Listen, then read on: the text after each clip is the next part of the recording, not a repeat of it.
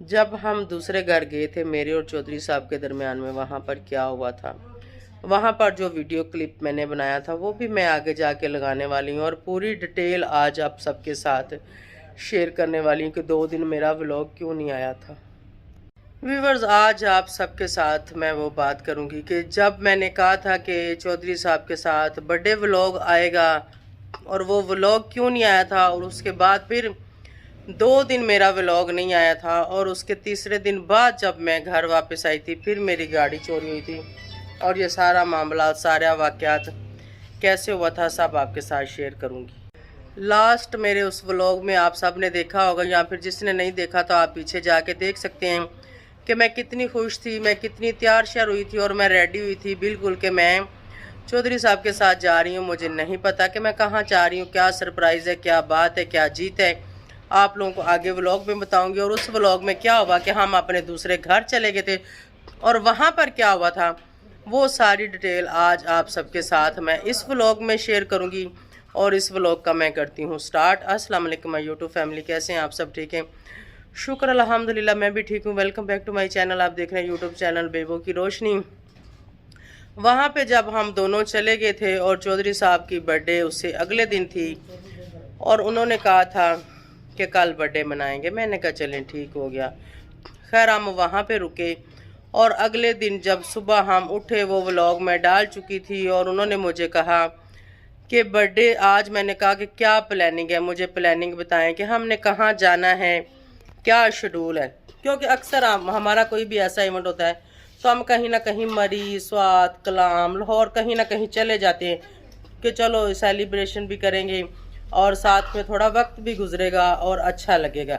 खैर चौधरी साहब ने कहा कि अभी तो नहीं, शाम में ही जहाँ भी जाएंगे शाम में ही जाएंगे, क्योंकि मैं बर्थडे अपने बीवी बच्चों के साथ भी मनाना चाहता हूँ।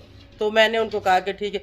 हाँ, उन्होंने मुझे कहा कि उससे पहले अगर आपने मनानी है तो आप मना लें, शाम का जो टाइम है मेरा उनके साथ फिक्स है। तो मैंने उनको कहा कि नहीं, आप शाम को उनके साथ पहले मना लें, उसके बाद जो है ना हम दोनों प्लान करते हैं कि हमने कहाँ जाना है, कहीं डिनर करेंगे, केक काटेंगे और उसके बाद जहाँ कहीं भी हमने जाना होगा हम जाएंगे कहीं ऐसे 2-3 दिन के लिए। बिल्कुल मेरे कपड़े शपड़े रेडी मैंने गाड़ी में रखे हुए थे। तो उन्होंने कहा चलो ठीक है, ऐसे कर लेते हैं, पहले मैं उनके साथ मना लेता हूँ और उसके बाद जो है मैं तुम्हारे साथ चला जाऊँगा। मैंने कहा ठीक है।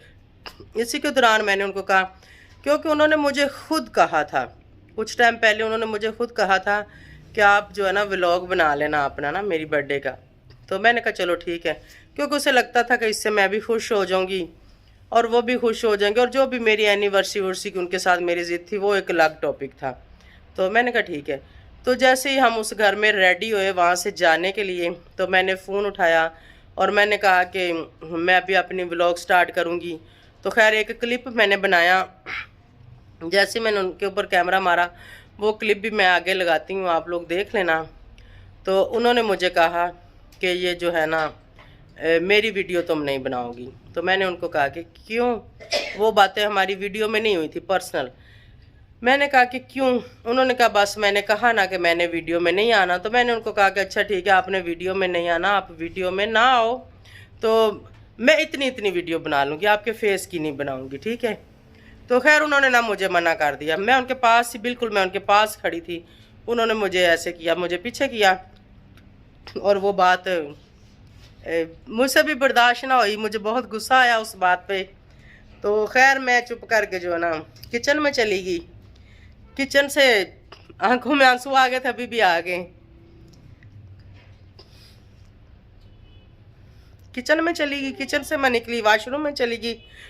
वहाँ जाके मैंने हल्का फुल्का जो है अपने पानी मारा फेस के ऊपर और मैं निकल आई बाहर। और गुस्से में थी मैं कि मतलब इन्होंने ऐसे क्यों किया है।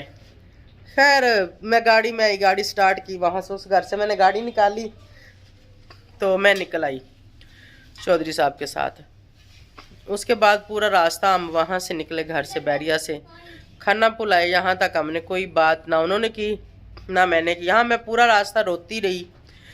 उन्होंने मुझसे नहीं पूछा कि तुम क्यों रो रही हो, क्योंकि उनको तो पता था मैं क्यों रो रही हूँ। या उन्होंने कहा कि चलो मैं तुम्हारे साथ वीडियो बना लूँगा, ये कोई भी बात ना, उन्होंने इस टॉपिक पे कोई बात नहीं की।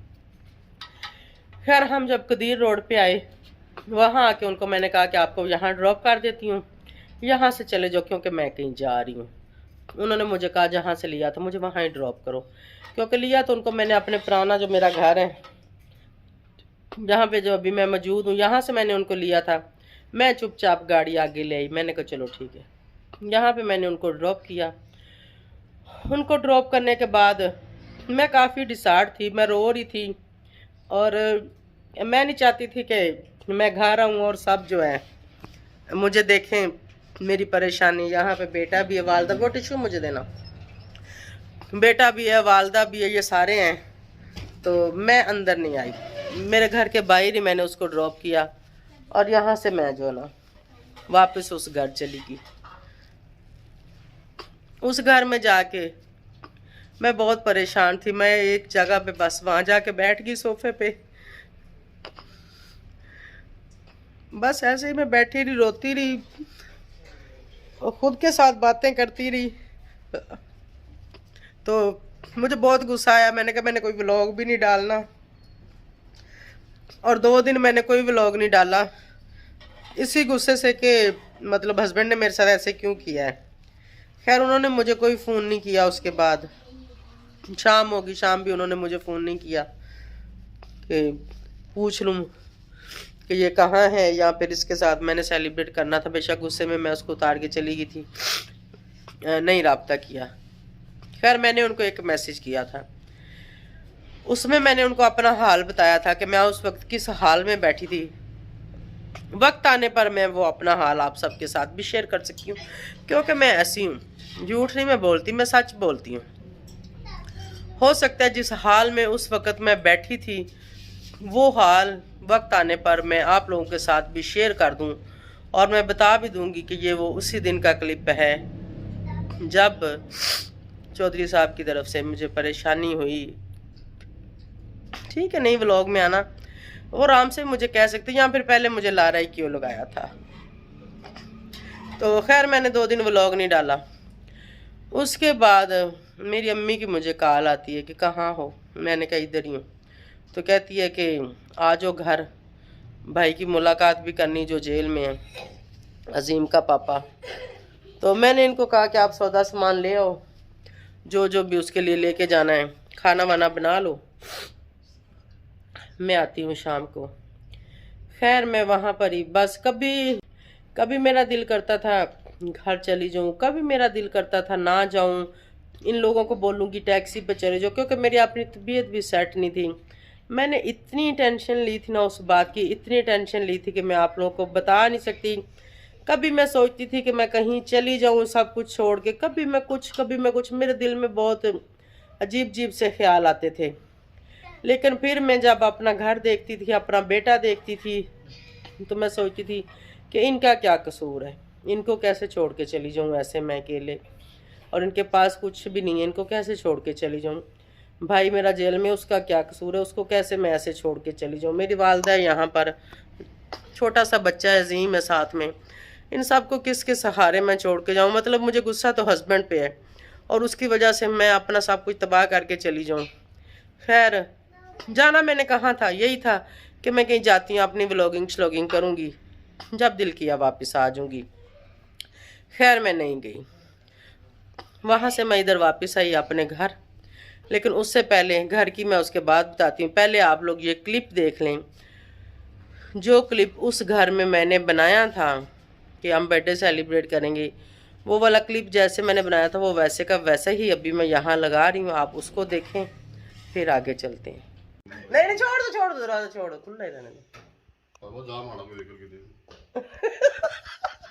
आ गया नजर? अच्छा नहीं नजर आया, दिखाऊंगी, हौसला रखो।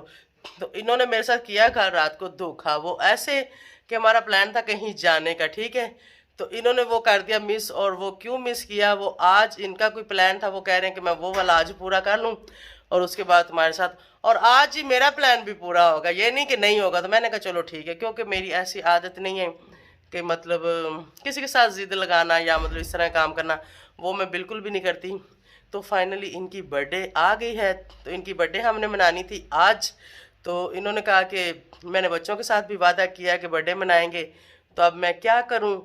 तो मैंने कहा कि आप ऐसे करो कि आप पहले अपने बच्चों के साथ बर्थडे मना लो, टाइम मुझे बनाओ कि कितने से कितने बजे तक। इन्होंने कहा मुझे 7 से 8 तक 1 घंटा दे दो, बड़ा ही मासूम बन के। अगर ये मासूम ना बनता तो फिर इसको बहुत बड़ी सजा मिलनी फिर सजा मिलनी थी, फिर ये भी टाइम मैंने नहीं देना था, ठीक है।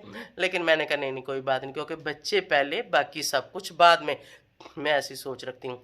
तो मैंने कहा ठीक है चलो यहाँ से चलते हैं इस घर से, तो क्योंकि दूसरा घर तो उधर ही है, तो वहाँ जाओ 1 घंटा आपको मैं देती हूँ, तो वो मना के जल्दी जल्दी वापस आओ। इतनी देर में वहाँ जाके रेडी हो जाऊँगी। हालांकि मैं सारा सामान अपना उठा के यहाँ, पहले कल मैं यहाँ से सामान उठा के वहाँ लेके गई थी, फिर मैं वहाँ से सामान उठा के यहाँ लेके आई आज फिर मैं यहाँ से सामान उठा के वहाँ जा रही हूँ, और वहाँ जाके फाइनली मैं होंगी रेडी, और ये भी रेडी होके आएंगे। और उसके बाद हम कैसे सेलिब्रेट करते हैं बर्थडे को, वो सब आपके साथ शेयर करूंगी। और अभी हम जो है यहाँ से इस घर से निकल रहे हैं, तो मैंने सोचा अपने व्लॉग का भी स्टार्ट कर लेती हूँ। अस्सलाम वालेकुम माय यूट्यूब फैमिली, कैसे हैं आप सब? ठीक है, शुक्र अल्हम्दुलिल्लाह मैं भी ठीक हूँ। Welcome back to my channel. आप देख रहे हैं यूट्यूब चैनल बेबो की रोशनी। तो बाजू ही मेरा तो थक गया, इधर वाला बहुत ज़्यादा ऐसे फ़ोन को घुमा के इधर किया फिर उधर किया, इस हाथ से ना राइट लेफ्ट हैंड से जो ना फ़ोन उठाया ही नहीं जाता। तो ये कुछ सीन था। चलें आप सबको पता भी चल गया कि आज जो सबकी बर्थडे है और उसको हम सेलिब्रेट करेंगे। और कुछ लोग गैस कर रहे थे कि एनिवर्सरी है, कुछ कह रहे थे कि बर्थडे होगी। तो थैंक यू सो मच, आप सब ने बहुत अच्छे कमेंट्स किए और अच्छे गैस किए। लाइट भी सही नहीं, यहाँ लाइट सही आ रही। तो हम ये सेलिब्रेट करेंगे, आप भी हमारे साथ साथ करना। तो इंशाल्लाह उसके बाद मेरी एनिवर्सरी भी ये मेरे साथ मनाएंगे। असल सुलह तो मेरी उस टाइम इनके साथ होनी है, उससे पहले तो एवं छूटी मुठी की हुई है, ठीक है। इन्होंने कहा था कि ठीक है मनाऊंगा, लेकिन वो कब और कहाँ मनाएंगे वो फिर मैं इसके बाद लॉन्चमेंट करूँगी कि हम कब और कहाँ मनाने वाले हैं। तो अभी फ़िलहाल आप बर्थडे एंजॉय करना। तो ये क्लिप आप लोगों ने देखा, ये उस दिन मैंने 25-26 थी, पता नहीं क्या था, मैं तो भूल गई, मेरा दिमाग ही काम नहीं कर रहा। 25 तारीख थी या 26 तारीख थी, इनकी 25 को बर्थडे होती है। तो मैंने ये क्लिप बनाया था और उससे आगे ये मैं व्लॉग कंटिन्यू नहीं कर सकी। जो टेंशन मैंने आप सबको बताई कि मेरी और इनकी किस बात से कैसे नाराज़गी होगी, आगे व्लॉग नहीं बना सकी। तो ये था यहाँ तक। उसके बाद मैं जब शाम होती है तो शाम को मैं अपने घर आती हूँ पुराने वाले। यहाँ पे अम्मी भी थी, खान भी था, असद भी थे। जब मैं यहाँ आती हूँ तो आके गाड़ी में बाहर रोक देती हूँ, मैं अंदर आ जाती हूँ। खैर उसके बाद असद को कहीं जाना था बाहर घूमने फिरने खाने पीने, वो चला गया क्योंकि 2-3 दिन उसको भी गाड़ी नहीं मिली, गाड़ी तो वहाँ खड़ी थी। तो उसने कहा मैं जाता हूँ ज़रा थोड़ा बाहर घूम के आता हूँ। मैंने कहा चले जाओ। खैर वो गया है, वो आया है, फिर उसके बाद वो चला गया कि मैं कमर्शियल जा रहा हूँ। वहाँ से हमने जूस वगैरह लेने, पहले वो सनी की तरफ चला गया है, सनी के साथ थोड़ी देर बैठा रहा, सनी से वापस वो घर आ गया है। उसके बाद कमर्शियल चला गया। कमर्शियल से जब वो वापस आता है 3 बजे आके वो घर के बाहर गाड़ी रोकता है, और गाड़ी सुबह स्टार्ट होती है 6:40 पे। ये सब कैसे पता चलता है? ये जब मैं ट्रैकर वालों को कॉल करती हूँ कि मुझे मेरी गाड़ी बताएं कहाँ है, क्योंकि घर के बाहर गाड़ी नहीं है। वो फिर बताते हैं कि आपकी गाड़ी ये सामने ही जा रही है। हम फटाफट माँ बेटा रिक्शे में बैठते हैं, गाड़ी के पीछे भागते हैं, लेकिन उससे 20 मिनट पहले गाड़ी जा चुकी थी। जो लोकेशन, जो चीज़ वो मुझे बता रहे थे वो 6:43 की थी। जब गाड़ी वो जगह फाल्कन कम्प्लेक्स का गेट क्रॉस कर रही थी, ट्रैकर वहाँ तक चला, उन्होंने रिमूव किया या फिर उन्होंने उसको जैमर लगाया। ये जो कुछ भी किया ये तो करने वाले जानते हैं कि उन्होंने ट्रैकर के साथ क्या किया है।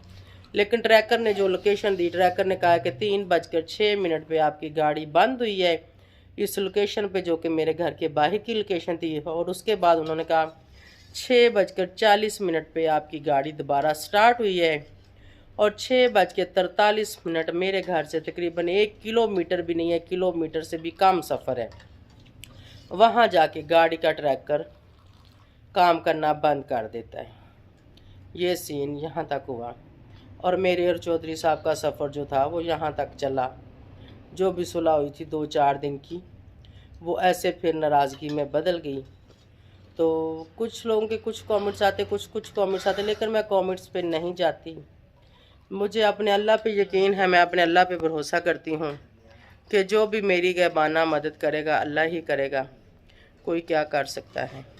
और आप में से अगर कोई मेरे साथ बात करना चाहता है या कोई किसी किस्म की हेल्प बताना चाहता है, देना चाहता है, तो मेरे इंस्टा पे आप रब्ता कर सकते हैं। इंस्टाग्राम का लिंक डिस्क्रिप्शन में दूंगी। और काफ़ी सारे लोगों ने मुझे अच्छे अच्छे मशवरे दिए हैं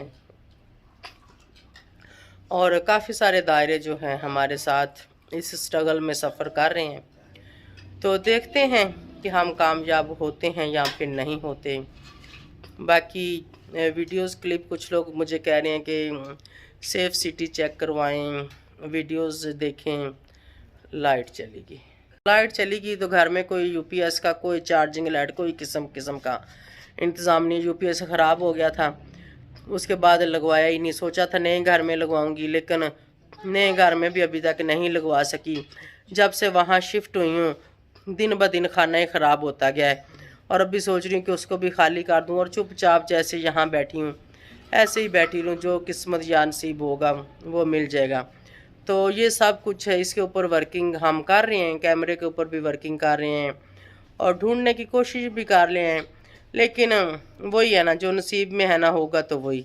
जब नसीब में होगा, वो नसीब में होगी तो वो मिल जाएगी, अगर वो नसीब में नहीं होगी तो ना सी। और कुछ लोगों ने, कल मैंने एफआईआर लगाई, उस पर कुछ लोगों ने कहा ये झूठी है। एफआईआर नंबर ऊपर लिखा हुआ है, आप लोग ऑनलाइन भी सर्च कर सकते हैं झूठी है कि सच्ची है, और आप लोग थाने से भी पता करवा सकते हैं।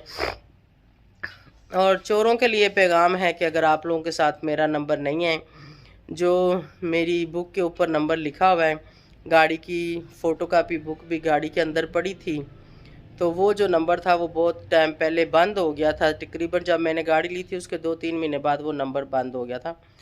वो आरजी सिम मैंने किसी से ली थी, तो खैर उन्होंने वो बंद करवा दी। उसके बाद मेरा प्रॉपर ये नंबर जो आप चलता है यही है। एफआईआर के ऊपर मेरा नंबर, मेरा मोबाइल नंबर दिया गया है। अगर आप लोग रब्ता करके वापस, मुझे बहुत सारे लोग कह रहे हैं कि वो वापस आपके साथ रब्ता करेंगे, वो रब्ता करेंगे, लेकिन बुक के ऊपर मेरा तो नंबर ही नहीं है। इसलिए आप लोग एफआईआर की कापी ले सकते हैं, उसके ऊपर मेरा मोबाइल नंबर है, आप वहाँ से मेरे साथ रब्ता कर सकते हैं। तो आप लोगों की मेहरबानी होगी। जो लेके गया है वो देने के लिए तो लेके नहीं गया, ये भी मैं भी कितनी अजीब बात कर रही हूँ। देने के लिए नहीं लेके गया, बिल्कुल बेचने के लिए लेके गया है, अपनी ज़रूरतें पूरी करने के लिए।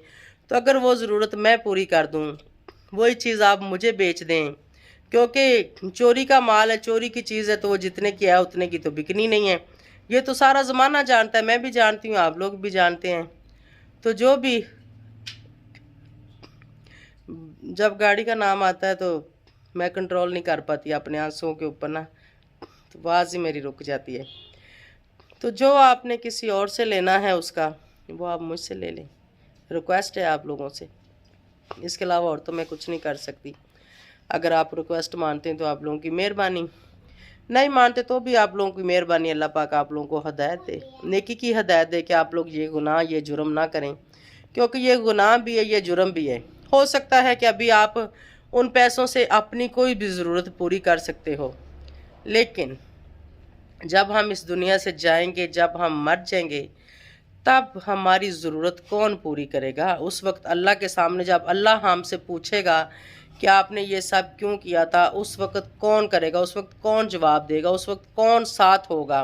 आज तो इन पैसों से हम अपना पूरा घर, अपना पूरा ख़ानदान, हम सबको संभाल लेंगे, लेकिन जब हम मरेंगे, इस दुनिया से जब हम जाएंगे, उस वक्त कोई ख़ानदान, कोई बहन भाई, कोई माँ बाप, कोई भी साथ नहीं होगा, कोई भी आपका साथ नहीं देगा। उस टाइम आपका गिरेबान होगा और मेरा हाथ होगा। तो बेहतर है कि इस चीज़ की लेन देन यहाँ पे ही हो जाए, इसकी माफ़ी तलाफ़ी यहाँ पर ही हो जाए, इसी दुनिया में ही। अगर जो इंसान ने किया उसको उसकी सज़ा मिल जाए तो शायद वो बर्दाश्त कर लेगा, और जब अल्लाह के सामने खड़े होंगे तो उस वक्त बर्दाश्त नहीं किया जाएगा। मैं तो यही कहूँगी। आगे आप सब अपनी सोच रखते हैं और मैं अपनी सोच रखती हूँ। जिसने जो किया है उसने पता नहीं क्या सोच समझ के किया है, क्या नहीं सोच समझ के किया, क्या कह सकती हूँ। तो कुछ लोग मुझे कह रहे हैं कि आपका शक किधर जाता है। मेरा शक जिधर भी जाता है ना, मैं किसी को नजायज़ नहीं मरवाना चाहती, मैं नजायज़ किसी को एक थप्पड़ भी नहीं लगवाना चाहती। शक तो मेरा बहुत तरफ जाता है, लेकिन उन लोगों को मैं शक की बना के ऊपर किसी को भी गिरफ्तार नहीं करवाना चाहती, इसलिए कि हो सकता है शक पे, मतलब शक है ना, अगर वो मेरा चोर नहीं है तो जाहिर बात है पुलिस उसको पकड़ेगी, उसको मारेगी, पीटेगी, उसके नजायज़ पैसे लगेंगे उसको छूटने में। तो मैं नहीं चाहती कि किसी गरीब का 1 रुपया भी ज़ाया हो।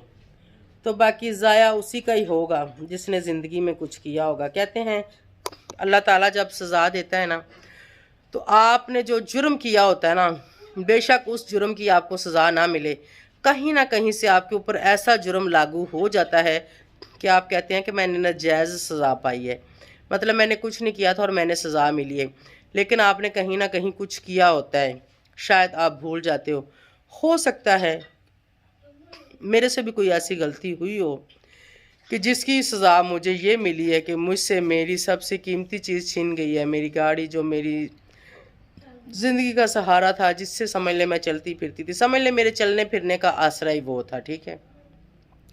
लेकिन मुझे नहीं पता मैंने क्या किया है। मैं दिन रात सोचती हूँ कि मैंने क्या किया है। पिछले दिनों में एक गलती हमसे हुई थी, हम शादी पे गए थे, तो साथ में एक हमारे बाबा जी की गाड़ी थी, मतलब सैयद थे वो। तो मेरे बेटे ने उनसे गाड़ी आगे गुजारी, तो मैंने इसको कहा कि गाड़ी पीछे करो, इनसे गाड़ी आगे ना लेके जाओ।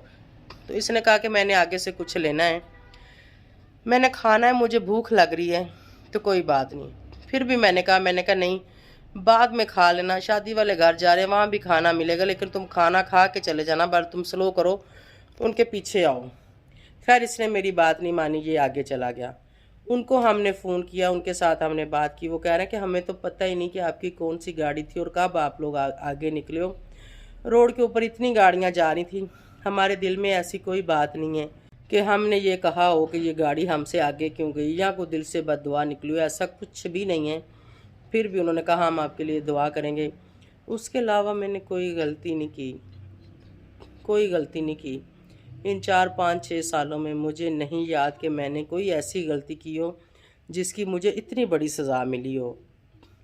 बाकी अगर लोग कहते हैं सोशल मीडिया पे उसको ये बोला तो इसको ये बोला, देखो जैसे मैंने किसी को बोला ना, वैसे ही अगले ने भी मुझे बोला है। लेकिन फिर भी अगर किसी की दिल आज़ारी हुई है, वो कोई भी है, तो मैं उन सब से दिल से माफ़ी मांगती हूँ। और बाकी माफ़ करने वाला अल्लाह है, इंसान कोई क्या कर सकता है। हम एक दूसरे से माफ़ी मांग सकते हैं और एक दूसरे को हम माफ़ कर सकते हैं, यही कर सकते हैं और कुछ नहीं कर सकते। तो thank you so much for watching. और मेरे इंस्टा का लिंक डिस्क्रिप्शन में, वहाँ जाके मुझे फॉलो कर लेना। और सब कुछ मैंने क्लियर कर दिया कि मेरा व्लॉग क्यों नहीं आया था, ऐसा क्या हुआ था। थैंक यू, इसी के साथ इजाज़त चाहूँगी। अल्लाह हाफिज़।